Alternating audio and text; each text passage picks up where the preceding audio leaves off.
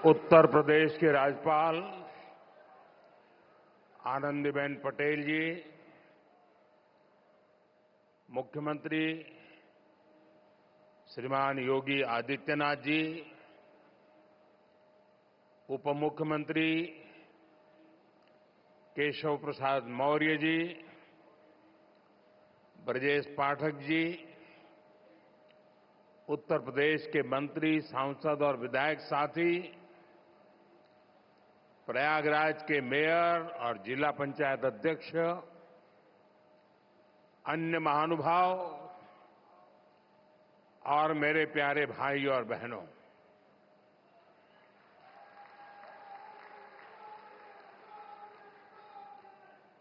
प्रयागराज में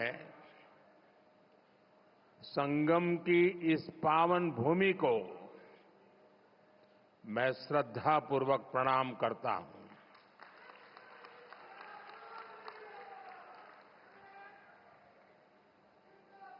महाकुंभ में पधार रहे सभी साधु संतों को भी नमन करता हूं। महाकुंभ को सफल बनाने के लिए दिन रात परिश्रम कर रहे कर्मचारियों का, श्रमिकों और सफाई कर्मियों का मैं विशेष रूप से अभिनंदन करता हूं।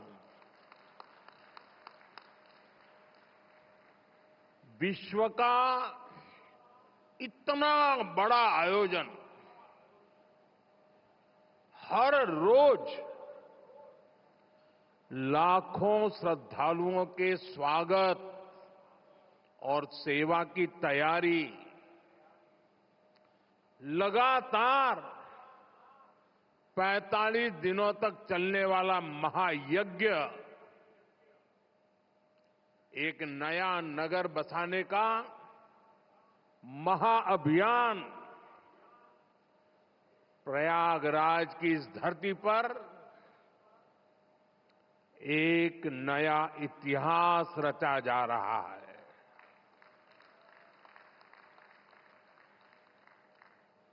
अगले साल महाकुंभ का आयोजन देश की सांस्कृतिक आध्यात्मिक पहचान को नए शिखर पर स्थापित करेगा। और मैं तो बड़े विश्वास के साथ कहता हूं, बड़ी श्रद्धा के साथ कहता हूं, अगर मुझे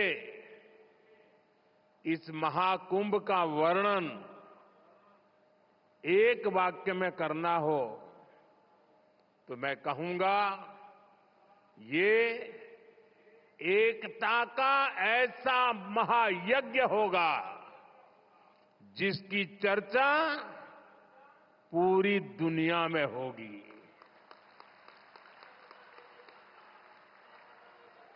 मैं इस आयोजन की भव्य और दिव्य सफलता की आप सभी को शुभकामनाएं देता हूं। साथियों, हमारा भारत पवित्र स्थलों और तीर्थों का देश है।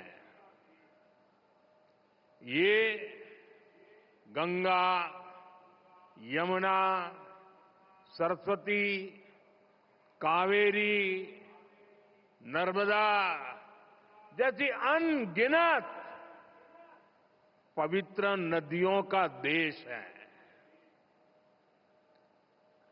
इन नदियों के प्रवाह की जो पवित्रता है, इन अनेकानेक तीर्थों का जो महत्व है, जो महात्म्य है, उनका संगम, उनका समुच्चय, उनका योग, उनका संयोग, उनका प्रभाव, उनका प्रताप ये प्रयाग है।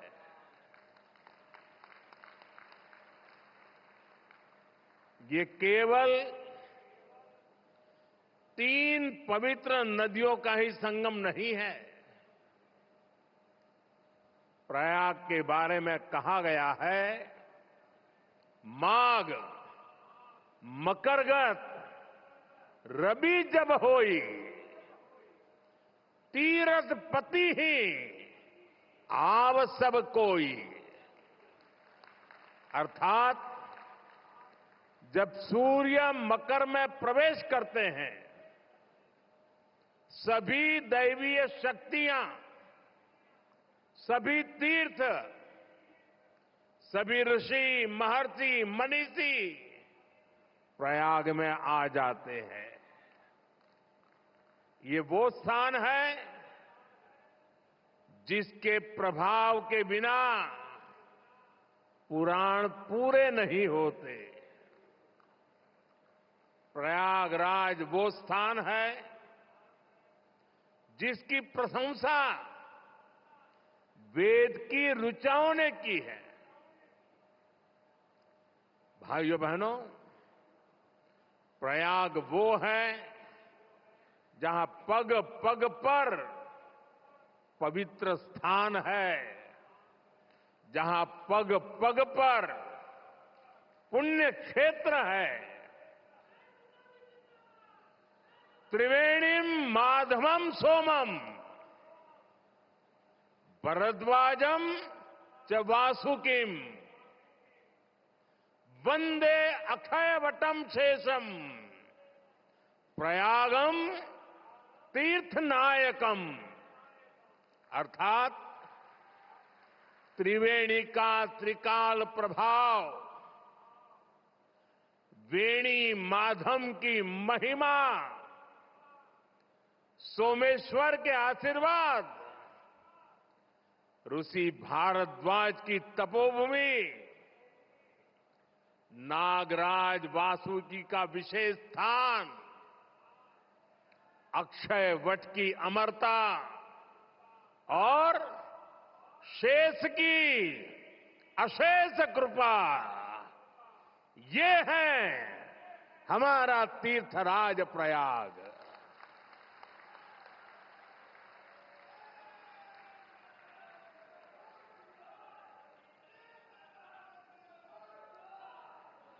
तीर्थराज प्रयाग यानी चारी पदारथ भरा भंडारू, पुण्य प्रदेश देश अति चारू।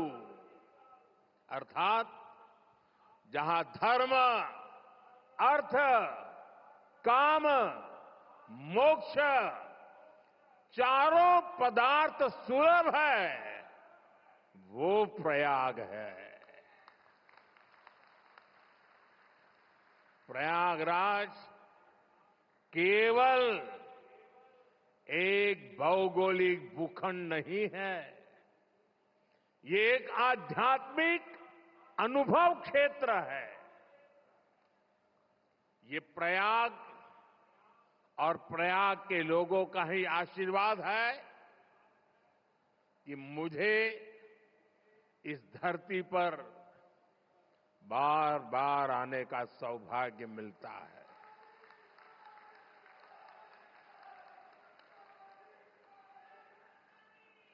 पिछले कुंभ में भी मुझे संगम में स्नान करने का सौभाग्य मिला था और आज इस कुंभ के आरंभ से पहले मैं एक बार फिर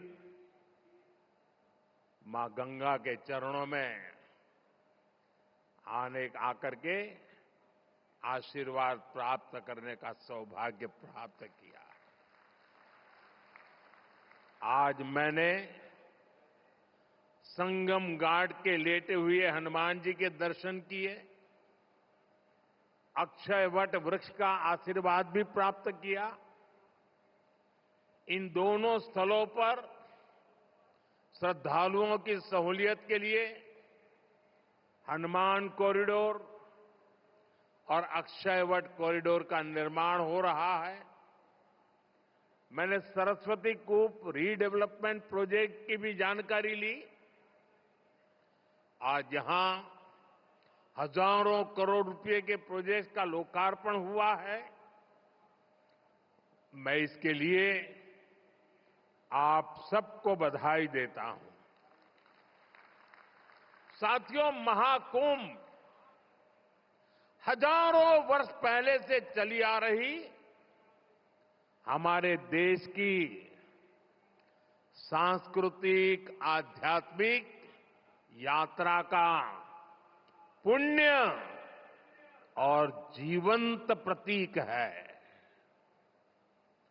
एक ऐसा आयोजन जहां हर बार धर्म, ज्ञान, भक्ति और कला का दिव्य समागम होता है। हमारे यहां कहा गया है, दश तीर्थ सहस्त्राणि तीस्र कोट्यस्तथा अपराहा सम आगच्छन्ति माध्यातु प्रयागे भरतर्षभ। अर्थात संगम में स्नान से करोड़ों तीर्थ के बराबर पुण्य मिल जाता है।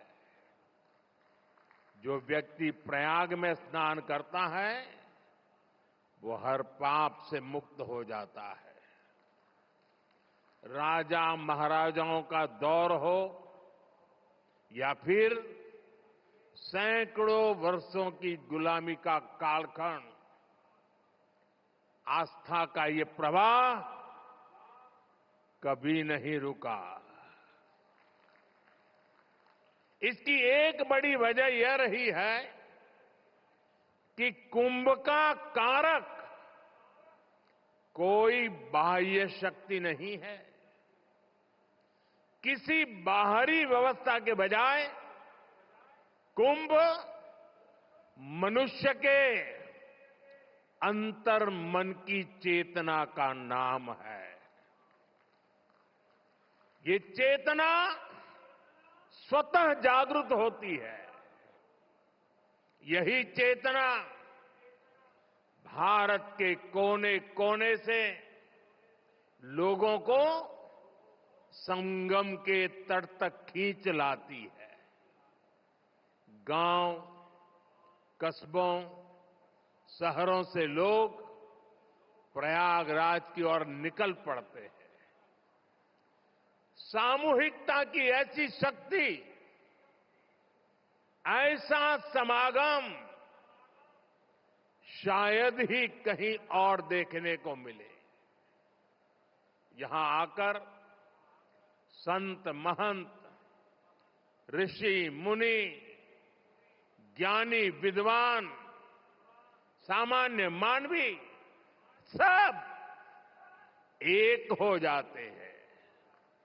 सब एक साथ त्रिवेणी में डुबकी लगाते हैं। यहां जातियों का भेद खत्म हो जाता है, संप्रदायों का टकराव मिट जाता है।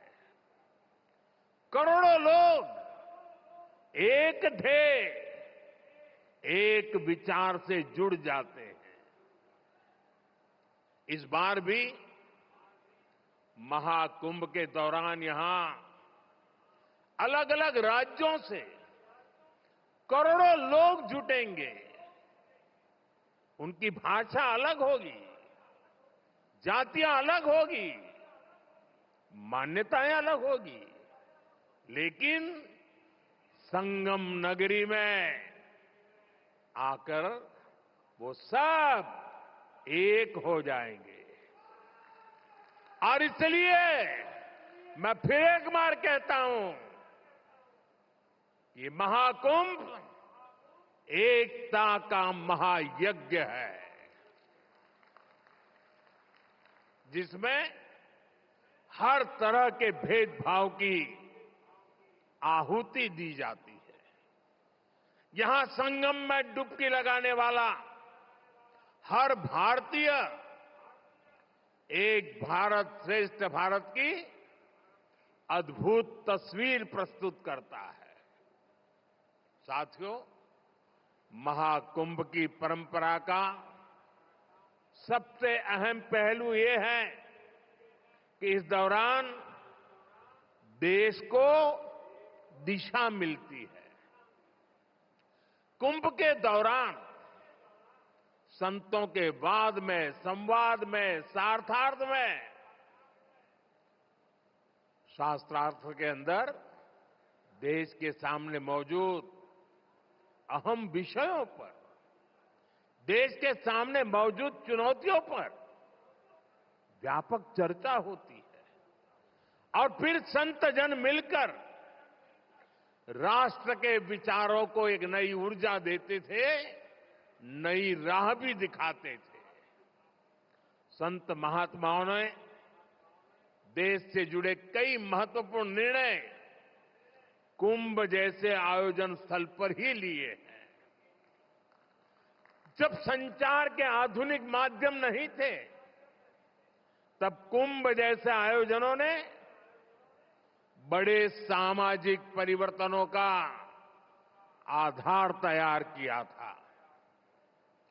कुंभ में संत और ज्ञानी लोग मिलकर समाज के सुख दुख की चर्चा करते थे, वर्तमान और भविष्य को लेकर चिंतन करते थे। आज भी कुंभ जैसे बड़े आयोजनों का महात्म्य वैसा ही है। ऐसे आयोजनों से देश के कोने कोने में समाज में सकारात्मक संदेश जाता है। राष्ट्र चिंतन की ये धारा निरंतर प्रवाहित होती है। इस आयोजन के नाम अलग अलग होते हैं, पड़ाव अलग अलग होते हैं, मार्ग अलग अलग होते हैं, लेकिन यात्री एक होते हैं, मकसद एक होता है।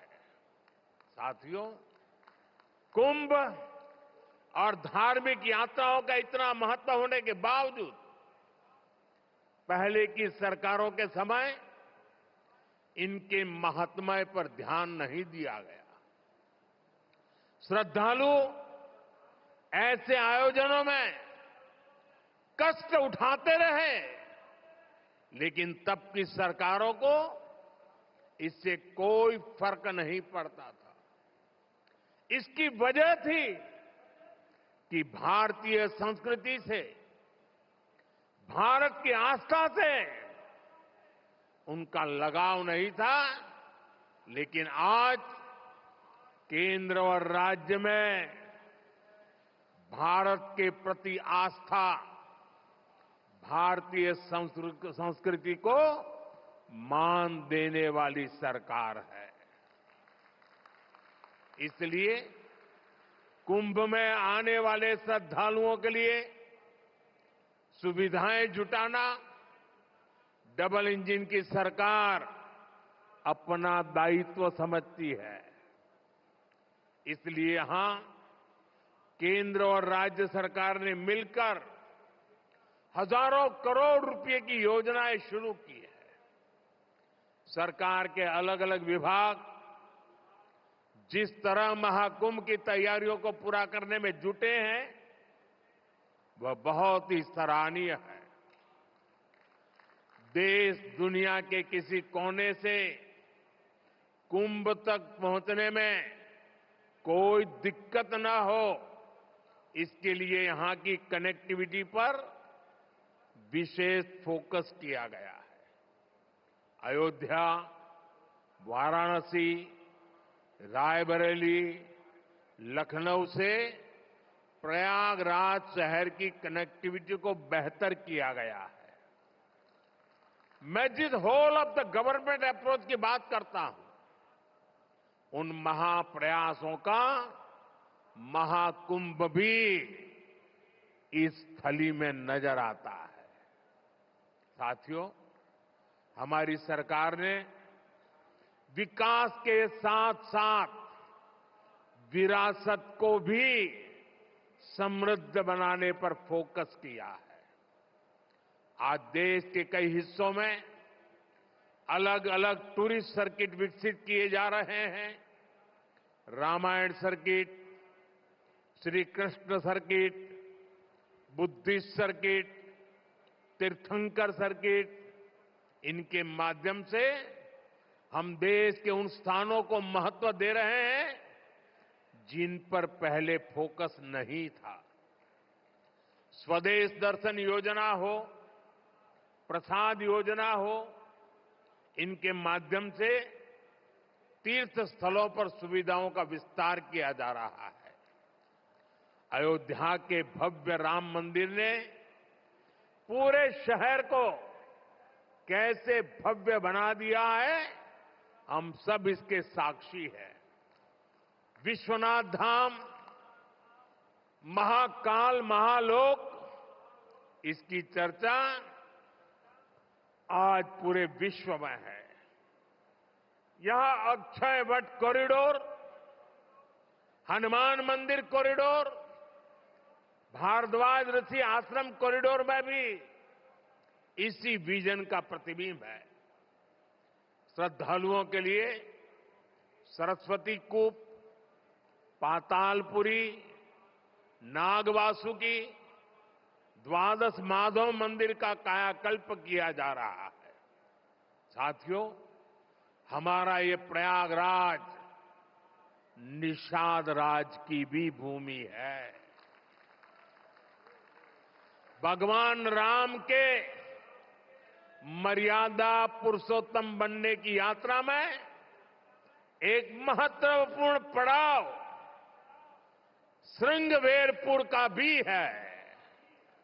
भगवान राम और केवट का प्रसंग आज भी हमें प्रेरित करता है।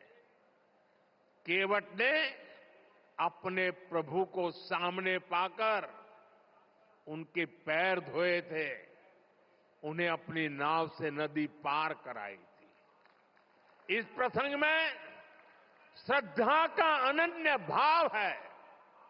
इसमें भगवान और भक्त की मित्रता का संदेश है।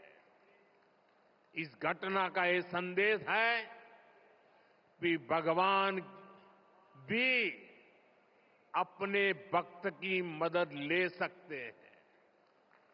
प्रभु श्री राम और निषाद राज की इसी मित्रता के प्रतीक के रूप में श्रृंगवेरपुर धाम का विकास किया जा रहा है।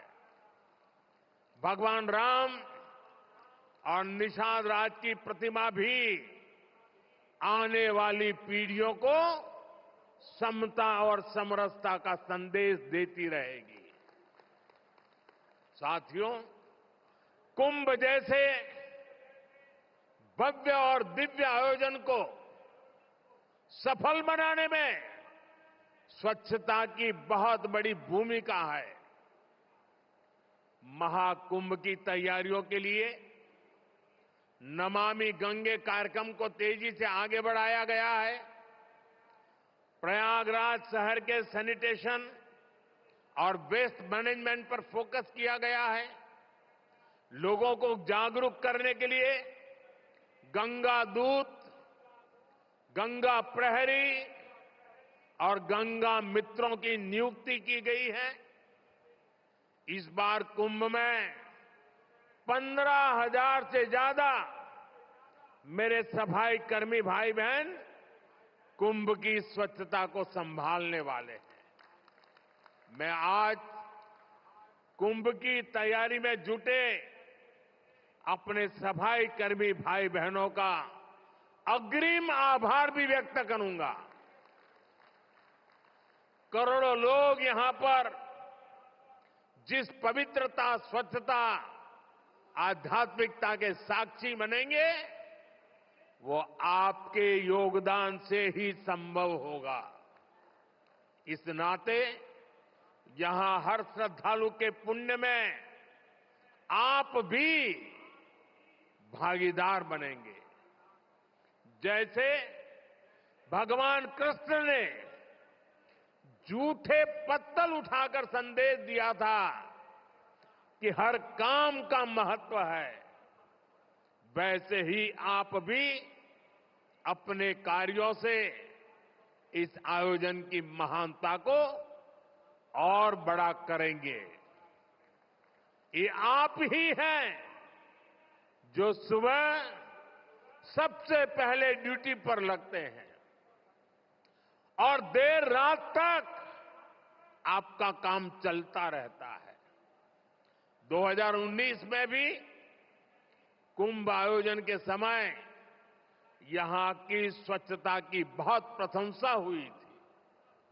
जो लोग हर 6 वर्ष पर कुंभ या महाकुंभ में स्नान के लिए आते हैं, उन्होंने पहली बार इतनी साफ सुंदर व्यवस्था देखी थी।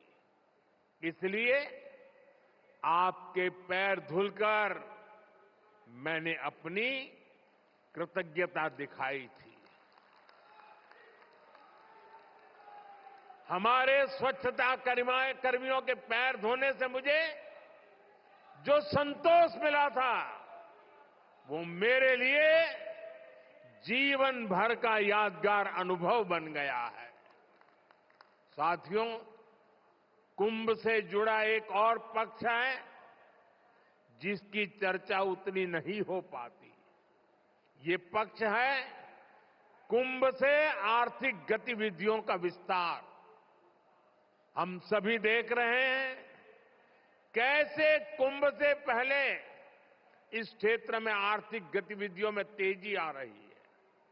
लगभग 1.5 महीने तक संगम किनारे एक नया शहर बसा रहेगा, जहां हर रोज लाखों की संख्या में लोग आएंगे। पूरी व्यवस्था बनाए रखने के लिए प्रयागराज में बड़ी संख्या में लोगों की जरूरत पड़ेगी। 6,000 से ज्यादा हमारे नाविक साथी, हजारों दुकानदार साथी, पूजा पाठ और स्नान ध्यान कराने में मदद करने वाले सभी का काम बहुत बढ़ेगा। यानी यहां बड़ी संख्या में रोजगार के अवसर तैयार होंगे। सप्लाई चेन को बनाए रखने के लिए व्यापारियों को दूसरे शहरों से सामान मंगाने पड़ेंगे। प्रयागराज कुंभ का प्रभाव आसपास के जिलों पर भी पड़ेगा। देश के दूसरे राज्यों से आने वाले श्रद्धालु ट्रेन या विमान की सेवाएं लेंगे। इससे भी अर्थव्यवस्था में गति आएगी। यानी महाकुंभ से सामाजिक मजबूती तो मिलेगी ही, लोगों का आर्थिक सशक्तिकरण भी होगा। साथियों, महाकुंभ 2025 का आयोजन जिस दौर में हो रहा है, वो टेक्नोलॉजी के मामले में पिछले आयोजन से बहुत आगे है। आज पहले की तुलना में कई गुना ज्यादा लोगों के पास स्मार्टफोन है। 2013 में डेटा आज की तरह सस्ता नहीं था। आज मोबाइल फोन में यूजर फ्रेंडली एप्स हैं, जिसे कम जानकार व्यक्ति भी उपयोग में ला सकता है। थोड़ी देर पहले अभी मैंने कुंभ सहायक चैटबॉट को लॉन्च किया है। पहली बार कुंभ आयोजन में एआई, आर्टिफिशियल इंटेलिजेंस और चैटबॉट का प्रयोग होगा। एआई चैटबॉट 11 भारतीय भाषाओं में संवाद करने में सक्षम है। मेरा ये भी सुझाव है कि डेटा और टेक्नोलॉजी के इस संगम से ज्यादा लोगों को जोड़ा जाए। जैसे महाकुंभ से जुड़ी फोटोग्राफी कंपटीशन का आयोजन किया जा सकता है। महाकुंभ को एकता के महायज्ञ के रूप में दिखाने वाली फोटोग्राफी की प्रतियोगिता रखी जा सकते हैं। इस पहल से युवाओं में कुंभ का आकर्षण बढ़ेगा। कुंभ में आने वाले ज्यादातर श्रद्धालु इसमें हिस्सा लेंगे। जब ये तस्वीरें सोशल मीडिया पर पहुंचेगी तो कितना बड़ा कैनवास तैयार होगा, इसकी कल्पना नहीं कर सकते। इसमें कितने रंग, कितनी भावनाएं मिलेगी, ये गिन पाना मुश्किल होगा। आप आध्यात्म और प्रकृति से जुड़ी किसी प्रतियोगिता का आयोजन भी कर सकते हैं। साथियों, आज देश एक साथ विकसित भारत के संकल्प की तरफ तेजी से बढ़ रहा है। मुझे विश्वास है कि इस महाकुंभ से निकली आध्यात्मिक और सामूहिक शक्ति हमारे इस संकल्प को और मजबूत बनाएगी। महाकुंभ स्नान ऐतिहासिक हो, अविस्मरणीय हो, मां गंगा, मां यमुना और मां सरस्वती की त्रिवेणी से मानवता का कल्याण हो, हम सबकी यही कामना है। संगम नगरी में आने वाले हर श्रद्धालु को मैं शुभकामनाएं देता हूं। आप सबका भी मैं हृदय से बहुत बहुत धन्यवाद करता हूं। मेरे साथ बोलिए, भारत माता की, भारत माता की, भारत माता की, गंगा माता की, गंगा माता की, गंगा माता की। बहुत बहुत धन्यवाद।